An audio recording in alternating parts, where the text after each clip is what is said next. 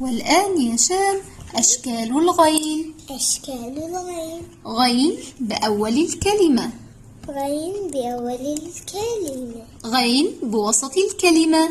غين بوسط الكلمة. تقدري تكتبيها هيك أو هيك.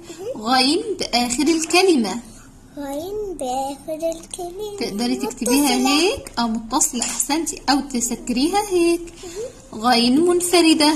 غين منفردة. والآن يا حبيبتي استمعي ثم أجيبي. أول كلمة غراب.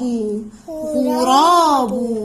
الغين هتكون فين؟ بالأول. بالأول، أحسنتي، تتصل بما بعدها فقط. تتصل بما بعدها.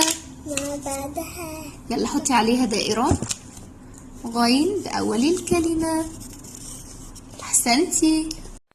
وهذه الكلمة حبيبتي يغسل. يغسل هتختاري لها أي شكل بالنص. أحسنتي، تتصل بما قبلها تتصل بما بعدها. أحسنتي. يلا اكتبيها مثل دي عشان تحسني تكتبيها صح.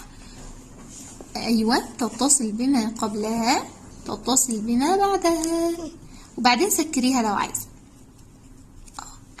لا، سكري الغين لو حابة، بس أنا خليتك تكتبيها هيك عشان ما تكونش مثل الفاء، يكون شكلها صحيح. وريني عشان ما تعمليهاش دائرة وخلاص. لا، سكريها سكريها كده.